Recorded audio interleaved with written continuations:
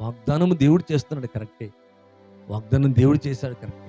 మనం కూడా మన జీవితంలో కూడా ఎలాగుండాలంటే మరి వాగ్దానము మనం కూడా ప్రభువుకు చేయాలండి. ఈ సంవత్సరం నేను లేస్తాను, లేదా ప్రార్థిస్తాను, లేదా వాక్యాన్ని ప్రకటిస్తాను, స్వార్థకు నేను కొంతమందికి తెలియచేస్తాను, లేదా మందిరంలో కొంతమంది తీసుకొస్తాను, లేదా నా కాపరి దగ్గర నేను నమ్మకంగా ఉంటానను, సంథింగ్, లేదా దేవా ఇంకా నేను ఎక్కువగా మీ సన్నిలో గడుపుతానను. నువ్వేమి వాగ్దానం చేయగలవో ఈ సంవత్సరం నువ్వు చేసి దాని ప్రకారంగా ఉండాలా. దేవుడు నిజమే నీకు ప్రామిస్ చేశాడు, కరెక్ట్. నీవు కూడా దేవునికి ప్రామిస్ చేయాలా. ఇట్లా బైబిల్లో చూస్తే అనేకులు దేవుని దగ్గర నుంచి వాగ్దానాలు పొందటమే కాదు, వారు దేవునికి ప్రామిస్ చేసినట్లుగా మనం చూస్తున్నాం. చాలా మంది ఉన్నారు వారి వారి కష్టాల్లో, వారి వారి బాధలలో, వారి ఇబ్బందులలో దేవునికి తిరిగి వాగ్దానం చేశారు. అలాగా కనబడ్డ వాళ్ళలో యాకోబు ఒకరు. మనం చూస్తాం 28వ అధ్యాయం 10 నుంచి 22 వచనాలు కనుక చూస్తే, తన ఇంటి నుంచి వెళ్తూ మరి ఒక చోట నిద్రించి పడుకున్నప్పుడు తలగడగా రాయి వేసుకున్నప్పుడు ఆకాశము తెరవబడట్టుగా, దూతలు పైకి వెళ్తూ క్రిందికి వెళ్తూ దేవుడిని యెహోవా తనతో మాట్లాడినట్టుగా మనం చూస్తాం. పిల్లరా, చూద్దామా దేవునికి వాక్యములోంచి మరి 10వ అధ్యాయం ఆది కాండము మరి 28వ అధ్యాయము 10వ వచనం నుంచి చూస్తానండి. యాకోబు బేర్షాబా నుండి హారాన్ వైపు వెళ్తున్నాడు. ఒక చోట ప్రొద్దుగుంకిందంట, అక్కడ రాత్రి నిలిచిపోయాను. ఆ చోటి రాళ్లతో ఒకటి తీసుకుని తలగడగా చేసుకుని అక్కడ పండుకునను. అప్పుడు అతడు ఒక కలకలను ఇంటి నుంచి వెళ్ళిపోతున్నాడు. విచారముతో, బాధతో, ఒంటరిగా ఒక కర్రతో వెళుతున్నట్టుగా ఇక్కడ చూస్తున్నాం. మరి అలా వెళుతున్న అతనితో మరి ప్రభు మాట్లాడుతున్నాడు, దేవుడు మాట్లాడుతున్నాడు. ఒక కల వచ్చిందంట. ఆ కల అందులో నిచ్చెన భూమి మీద నుంచి ఆకాశంలోకి వేయబడిందంట, నిలబడి ఉందంట. దాని కొన ఆకాశం అని అంటేను, దాని మీద దేవుని దూతలు ఎక్కుచూ దిగుచూ ఉండిరి. మరి యెహోవా దానికి పైగా నిలిచెను. నీ తండ్రి అయిన అబ్రహాము దేవుడను, ఇస్సాకు దేవుడిని యెహోవాను, నువ్వు పండుకొని నేను ఈ భూమిని నీకును నీ సంతానంకి ఇచ్చేదను. ఇక్కడ ప్రామిసెస్ చేస్తున్నాడు, ఇక్కడ మాట్లాడుతున్నాడు దేవుడు. భూమిని ఇస్తాను, నీ సంతానానికి ఇస్తాను, భూమి మీద నేను ఇసుక రేణువుల వలె చేస్తాను, తూర్పుకు పడమర తట్టు ఉత్తర తట్టు దక్షిణ తట్టు వ్యాపించదు. భూమి యొక్క వంశములన్నీ అబ్రహాముకు చెప్పినట్టే చెబుతున్నాడు. అన్ని వంశములన్నీ నీ మూలముగా, నీ సంతానం మూలంగా ఆశీర్వదించబడు. ఇదిగో నేను నీకు తోడేయండి, నువ్వు వెళ్ళు ప్రతి స్థలమందు నిన్ను కాపాడుచు, ఈ దేశమునకు నిన్ను మరలా రప్పించదును, నీతో చెప్పినది నెరవేర్చే వరకు నిన్ను విడువను.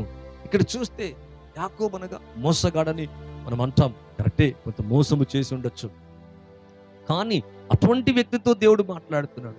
అటువంటి వ్యక్తితో దేవుడు ప్రామిస్ చేస్తున్నాడు. ఇంకా కీడైనా మేలైనా చేయకముందే, పుట్టకముందే యాకోబును గురించి గొప్ప ప్రణాళిక దేవునికి ఉంది పిల్లరా. మరి ఇక్కడ చూస్తే అంటున్నాడు కదా, వెళ్తున్నప్పుడు, ఒంటిగా వెళ్తున్నప్పుడు, ఇదిగో నేను నీకు తోడై ఉంటాను, నువ్వు వెళ్ళు ప్రతి స్థలంలో నిన్ను కాపాడుతాను, ఈ దేశానికి మళ్ళా నిన్ను తిరిగి రప్పిస్తాను. కంప్లీట్ గా మాట్లాడుతున్నాడు. మరి నేను నీతో చెప్పినది నెరవేర్చే వరకు నిన్ను విడవను. అవును పిల్లరా, దేవునికి ప్రామిస్ చేస్తే దాన్ని నెరవేర్చే దేవుడైనా, అది చెప్పింది నెరవేర్చే వరకు నిన్ను విడవని అంటున్నాడు ఇక్కడ. మరి ఈ సంవత్సరం నీకు ఏమైతే చెప్పాడు అది జరిగేదాకా, అది నీ జీవితంలో చూచేదాకా, అది నువ్వు కనుగొనేదాకా, ఆ ఆశీర్వాదం, నీకు కనబడని ఆశీర్వాదం నీ వెలుగులోకి వచ్చేదాకా నిన్నెన్నడూ కూడా విడవడంట.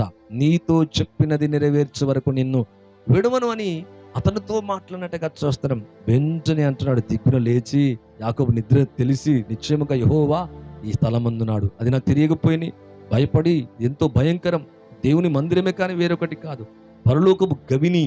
తెల్లవారినప్పుడు యాకోబు లేచి తాను తలగడగా చేసుకున్న రాయి తీసి దాని స్తంభముగా నిలిపి దాని కొన మీద నూనె పోసెను. మరియు అతను అంటున్నాడు, బేతేలని పేరు పెట్టను. అయితే మొదట ఆ ఊరికి లూజు. అప్పుడు యాకోబు, నేను తిరిగి నా తండ్రింటి క్షేమంగా వచ్చినట్లు దేవుడు నాకు తోడేయండి, నేను వెళ్ళుచున్న ఈ మార్గం నన్ను కాపాడి, తినుటకు ఆహారం, ధరించుటకు వస్త్రము నాకు దయచేసినలా యెహోవా నాకు దేవుడేయుండును. మరియు స్తంభముగా నిలిపిన ఈ రాయి దేవుని మందిరమగును. మరియు నీవు నాకు ఇచ్చే యావత్తులు 10వ వంతు నిశ్చయముగా చెల్లింతునని మొక్కుకొనెను.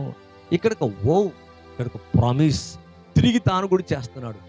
దేవుని దగ్గర నుంచి వాగ్దానములు పొందిన యాకోబు తిరిగి దేవునికి కూడా వాగ్దానం చేస్తున్నాడు. ప్రభా, నిశ్చయంగా తోడై ఉంటానన్నావు, ఆశీర్వదిస్తానన్నావు, కరెక్టే నాయన, నన్ను విస్తరింపజేస్తానన్నావు, మరి ఆకాశ ఈ సముద్ర ఇసుక రేణువులు చేస్తానన్నావు, వ్యాపింపజేస్తానన్నావు, ఇవన్నీ చెప్పినావు, కరెక్టే.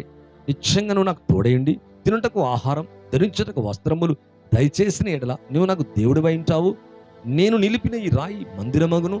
నీవు నాకు ఇచ్చు యావత్తులో ఏమైతే నువ్వు నాకు ఇస్తావో దాని యావత్తులో 10వ వంతు నిశ్చయంగా నేను చెల్లింతునని నీతో చెప్పుతున్నాను అని మొక్కుకుంటున్నాడట. ఎంత గొప్ప ప్రామిస్ అండి. అవును ప్రియులరా, అదే అనే జీవితాన్ని మార్చివేసింది. ఈ లైవ్ చూస్తున్న మీ జీవితంలో ఈ సంవత్సరం, గత సంవత్సరం అయిపోయింది, ఈ సంవత్సరం కూడా 10 దినాలు అలా వెళ్ళిపోతున్నాయి, 9, 10 ఇట్లా వెళ్ళిపోతున్నాయి ప్రియులరా. అయితే మనం కూడా ఒక ప్రామిస్ చేయాల. ఎక్కడ కనబడ్డాడో, ఎక్కడ నూనె పోసాడో, ఎక్కడ దూతలు పైకి ఎక్కి క్రిందికి దిగుతున్నాయో, ఎక్కడ ఏ నిచ్చెన మీదైతే దేవుడు నిలబడి మాట్లాడుతున్నాడు, ఏదైతే ప్రామిస్ చేశాడో తన పితరుడైన తండ్రికి, అలాగే తనకు ఏదైతే వాగ్దానం చేశాడో, అనగా అబ్రహాముకి, ఇస్సాక్కి, మరి యాకోబు కూడా ఏదైతే వాగ్దానం చేస్తున్నాడో తాను కూడా తిరిగి ఏమంటున్నాడంటే, నాయనా ఈ ఏదైతే నూనె పోసానో ఇది మందిరం అవుతుంది. నీవు నాకు ఇచ్చి యావత్తును నేనేం చేస్తాను, 10వ వంతు నిశ్చయముగా ఏదైనా కానీ, అది ఎటువంటిదైనా కానీ, నువ్వేమేమేమైతే నాకు ఇస్తావో వాటిలో 10వ భాగాన్ని తీస్తాని మొక్కుకోమని దేవుడు ఏమనలే, తానంతట తానే మొక్కుకున్నట్టుగా చూస్తున్నాం. ఇలా బైబిల్లో చాలా మంది ఉన్నారు పిల్లరా.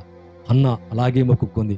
నీవే కనుక నాకు మగబిడ్డనిస్తే, అవును యెఫ్తా అంటాడు, నీవే కనుక నాకు జయమిస్తే నాకు ఎదురుగా వచ్చిందాన్ని దేన్నైనా ఇస్తాను. యోనా అంటాడు, ఈ చేప కడుపులోంచి కనుక నేను బయటకు వస్తే నేను అనుకున్న ఇవేమో అవి చెల్లిస్తానయ్యా.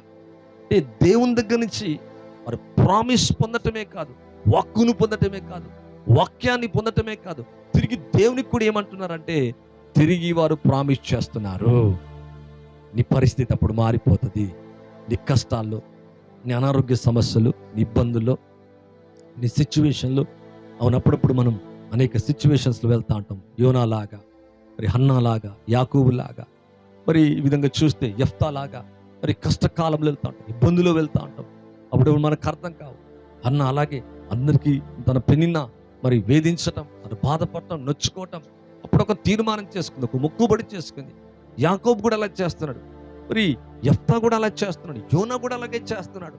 వీరందరూ కూడా తిరిగి దేవునికి ఏమంటున్నారంటే, అయ్యా మమ్మల్ని ఇందలకెళ్ళి తీసుకొస్తే బయటికి మేము కూడా ఇలా చేస్తామయ్యా. ఒకవేళ నీ జీవితం ఎలాగుంది, ప్రార్థిస్తానని తిరిగి ప్రామిస్ చేస్తున్నావా, దేవుని సన్నిధిలో గడుపుతానని ఆ ప్రకారంగా నువ్వు జీవించాలా. దేవునికి ఏమైతే ప్రామిస్ చేస్తాడో, వాగ్దానము చేస్తాడో, ఆ వాగ్దానము నిన్ను దీవిస్తుంది. కాలము కాదండి, సమయము కాదండి, వెళ్తా ఉంటుంది, సంవత్సరం వెళ్తా ఉంటుంది, కరెక్టే. సంవత్సరాన్ని నూతన పరుస్తాడు దేవుడు, మంచిదే. కానీ ఏదైతే దేవుని నోట నుంచి వచ్చిందో, ఏదైతే దేవుడు నీకు ప్రామిస్ చేసిందో, ఏదైతే కలలో నీకు కనబడి మాట్లాడిండో, ఏదైతే నీకు దర్శనం ఇచ్చిందో, ఏదైతే వాక్యము ద్వారా నీకు బయలుపరిచిండో, ఏదైతే ప్రవక్త ద్వారా నీకు స్పష్టంగా మాట్లాడిండో, అవును ఆ ప్రామిస్ నీ జీవితంలో తప్పక నెరవేర్చే దేవుడే అంటున్నాడు. కనుక దాన్ని గట్టిగా నువ్వు పట్టుకోవాలా, హ్యాంగ్ చేయాలా, దాన్ని ఎలాగా గట్టిగా పట్టుకోవాలా, దాన్ని ఎత్తి పట్టాలా, దాన్ని ప్రార్థించాలా, దాన్ని మాటి మాటికి అడుగుతుండాలా, దాన్ని ప్రయత్నం చేయాలా. నువ్వేమైతే చేయగలవో దాన్ని చేయడానికి ప్రయత్నం చేయాలా. ఊరికే ఉండడానికి వీలేదు పిల్లరా. ఈ సంవత్సరం గత సంవత్సరం కంటే మరి ఎక్కువగా ప్రార్థించాలా, గత సంవత్సరం కంటే ఇంకెక్కువ కష్టపడాలా, ఇంకంతకంటే ఎక్కువగా ప్రకటించాలా, అనేక ఆత్మలు సంపాదించాలా. నిజమే, దేవుని యొక్క ప్రామిసెస్ ని ఫుల్ఫిల్ చేసుకోవాలా. అవును, ఈ సంవత్సరం దేవుడు నాకు ఇచ్చిన మరి వాగ్దానం ఏంటంటే సంపూర్ణమైన ఆశీర్వాదం. అవును, నీ జీవితంలోకి నా జీవితంలోకి వచ్చును గాక. సంపూర్ణమైన ఆశీర్వాదం. యాకోబు ఎట్టకీలకు మరి ఎన్నో కష్టాలు పడి, ఎన్నో బాధలు పడ్డాడు. 21 ఏండ్లు, 7, 14, ఒకరి కోసం 7, ఒకరి కోసం మరొక 7, 14, మరొక ఇంకొక 6 సంవత్సరాలు, ఇలాగా 24 years అయిపోయినాయి. అయితే దేవుడు విడిచిపెట్టలేదు. 21 సంవత్సరముల తర్వాత 2 గుంపులైపోయాడు. తను ఆశీర్వదించబట్టం కాదు, ఫుల్గా లోడ్ అయిపోయాడంట. బ్లెస్ అయ్యాడు పిల్లరా. అవును, దేవునికై నువ్వు దీవించబడాలా. అవును, దేవుని స్వార్థకై నువ్వు ఆశీర్వదించబడాలా. లేమి, దరిద్రం, పేదరికం నేనెంత బాధిస్తుంది, ఎంతో వేధిస్తుంది. అనారోగ్యం నేను అవమాన పాలు చేస్తుంది. వ్యాధి లేదా భయం, బాధ లేదా శాపగ్రస్తమైంది కీడు నీ జీవితం నుంచి తొలగిపోనుగాక. ప్రతి శాపగ్రస్తమైంది నా జీవితం నుంచి తొలగిపోనుగాక. సంపూర్ణ ఆశీర్వాదం. అందుకే బైబిల్ ఏమంటే పరలోక సంబంధమైన ప్రతి ఆశీర్వాదం, పరలోక సంబంధమైందంట ప్రతి ఆశీర్వాదం, ప్రతి ఆశీర్వాదం. అవును, మీ జీవితంలో నా జీవితంలోకి వచ్చును గాక. అది ఆల్రెడీ ప్రతి ఆశీర్వాదం క్రీస్తు యేసు ద్వారా అనుగ్రహించబడని దేవుని యొక్క వాక్యం అంటుంది. ఒక చిన్న మాట చెప్పి మరి త్వరగా ముగింపులోకి వస్తాను పిల్లరా. మరి యెహెజ్కేలు గ్రంథం 34:26 ఒక వచనాన్ని కనుక చూచినట్లయితే, యెహెజ్కేలు గ్రంథం 34వ అధ్యాయము 34:26 వచనాన్ని కనుక చూచినట్లయితే ఇక్కడ ఒక మాట ఉంది పిల్లరా. వారిని నా పర్వతము చుట్టుపట్ల స్థలములను దీవనకరముగా చేదును, ఋతువుల ప్రకారం వర్షము కురిపించదను, దీవనకరమగు వర్షములు కురియును, ఫలవృక్షములు ఫలములిచ్చును, భూమి పంట పండును, వారి దేశంలో నిర్భయంగా నివసింతురు. నేను వారి కాడి కట్లను తెంపి వారిని దాసులుగా చేసిన వారి చేతి నుండి వారిని విడిపింపగా నేను యెహోవానై ఉన్నానని వారు తెలుసుకొందురు. ఇక్కడ చూస్తే వారిని నా పర్వతము చుట్టుపట్ల స్థలములను దీవనకరముగా చేయుదునంట. ఋతువుల ప్రకారం వర్షము కురిపించదును, దీవనకరమగు వర్షములు కురియును. అవును పిల్లరా, ఈ సంవత్సరం దీవనకరమైన వర్షం నీ మీద ఉండునుగాక. అవును పిల్లరా, ఋతువుల ప్రకారం వర్షం కురిపిస్తాను, దీవనకరమగు వర్షం అంట. దీవనకరమగు వర్షములు కురియును. ఇక్కడ చూస్తే దేవునికి ఫలవృక్షములు ఫలములిచ్చును, భూమి పంట పండును, వారి దేశంలో నిర్భయముగా నివసిస్తారు. స్పిరిచువల్ గా, ఫిజికల్ గా ఫ్రూట్ఫుల్ అవుదువు గాక. ఇక్కడ ఫలవృక్షములు ఫలించును, భూమి పంట పండును, వారి దేశంలో నిర్భయముగా నివసింతురు. నేను వారి కాడి కట్లను తెంపి వారిని దాసులుగా చేసిన వారి చేతిలో నుండి విడిపిస్తాడంట. ఈ సంవత్సరం ఈ ప్రతి పరిస్థితిలోంచి విడిపించబడుతూ కాక. అది పేదరికమా, అది వ్యాధ, భయమా, బలహీనత, కుటుంబ సమస్య, ఆర్థిక సమస్య, నేను బాధించేది ఏదైనా కానీ అవన్నీ వీడిపోయి ఫలవృక్షములు ఫలించినట, భూమి పంట పండునంట, దేశంలో నిర్భయముగా నివసిస్తామంట, కాడి కట్లను తెంపేస్తాడంట. ఎవరి చేతిలో ఉన్నామో వారి చేతి నుంచి విడిపించగా నేను యెహోవానై ఉన్నానని మీరు తెలుసుకుంటారంట, నేను దేవుణ్ణైనానని మీరు తెలుసుకుంటారంట. అవును, వారి మీద, వారి చుట్టుపక్కల స్థలాల మీద దీవనకరంగా చేస్తాడంట. ఋతుల ప్రకారం వర్షము కురిపిస్తా, దీవనకరమగు వర్షములు కురియును. నీపై, నీ కుటుంబంపై, నీ మినిస్ట్రీపై, నీ పిల్లలపై, నీ జీవితంపై దీవనకరమగు వర్షములు కురియును గాక. అవును పిల్లరా, వాగ్దానము నిన్ను ఆశీర్వదిస్తుంది. వాగ్దానం నిన్ను ఆశీర్వదిస్తుంది. అవును, దేవుడు వాగ్దానం చేసిన ఆ దేవుడు నమ్మదగిన దేవుడు, అబద్ధం ఆడలేనటువంటి దేవుడు అంటున్నాడు కనుక వాగ్దానం చేశాడు కరెక్టే. మనం కూడా ప్రభుకి వాగ్దానం చేయాలా. ప్రభా, నా జీవితంలో నేను ఇలాగుంటా. యాకోబు ఇందాక చూసాం, అలాగే అనేక భక్తులు ఉన్నారు పిల్లరా. యోనాను చూసాం, యెఫ్తాను చూసాం, హన్నాను చూసాం. అవును, వారు తిరిగి వాగ్దానం చేస్తున్నారు. మనం కూడా అలా చేసినప్పుడు మన జీవితాలు కూడా ఇంకా అత్యధికంగా ఆశీర్వాదాన్ని చూడగలం. అటువంటి కృప, అటువంటి ఆశీర్వాదం మీకు, మీ కుటుంబాలకు అనుగ్రహించునుగాక. మీ కుటుంబాలు దేవుడు తన శాంతి సమాధానం కలిగించునుగాక. మీ కొరకు ప్రార్థించి ముగిస్తానండి. పరిశుద్ధుడైన తండ్రి, మీకు స్తోత్రాలయ్యా. మీ నామములు తండ్రి, ఎవరైతే లైవ్ని వీక్షిస్తున్నారో ప్రభా, నైనా ప్రతి వారిని జ్ఞాపకం చేసుకుని వారి కుటుంబాన్ని, వారి మినిస్ట్రీని, వారి జీవితాన్ని, వారి పిల్లల్ని నైనా వారి కలిగినంతని ప్రభా మీ నామములో ఆశీర్వదించండి అయ్యా. అవును తండ్రి, దీవెనకరమైన వర్షం ఈ నెల, ఈ సంవత్సరం అంతా మా మీద ఉండునుగాక. మా స్పిరిచువల్ లైఫ్లో ఉండునుగాక. మా స్పిరిచువల్ లైఫ్ బ్రేక్ త్రూ అవునుగాక. విశ్వాసముతో ఇంకా ముందుకెళ్దుముగాక. ప్రతి కాడి కట్లు యేసునామములో తెగిపోనుగాక. బంధకాలు వీడిపోనుగాక. పేదరికం తొలగిపోనుగాక.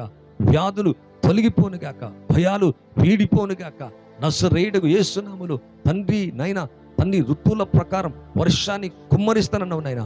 వారి చుట్టుపట్ల స్థలములను దీవనకరంగా చేయదునను. ఆ మినిస్ట్రీ, మా చేతి పనులు దీవనకరంగా చేయండి అయ్యా. తండ్రి, ఋతువుల ప్రకారం ఆత్మీయ వర్షాన్ని శారీరకంగా అయ్యా మా కుటుంబానికి కావలసిన అయ్యా దీవెన, ఆశీర్వాదం, దీవనకరమగు వర్షములు మా మీద కుమ్మరించండి నాయన. మా పిల్లల మీద, స్టడీస్ మీద, ఈ వ్యాపారం మీద, చేతి పనుల మీద, ఇక తండ్రి మా జీవితాల మీద యేసునామములో కురియునుగాక. బలమైన మీ కార్యాలు చేయండి. చేతులెత్తి ఆశీర్వదించండి అయ్యా.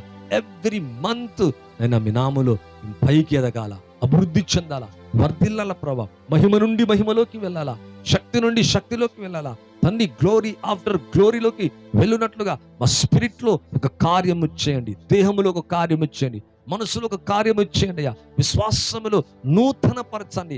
సంవత్సరములు జరుగుచుండగా నీ కార్యములు నూతన పరచుచున్నావు నాయన. అవును, సంవత్సరమును దయా కిరీటము ధరింపజేస్తానన్నావు ప్రభా. అవును, సంవత్సరాలు గతించిపోతున్నాయి తండ్రి.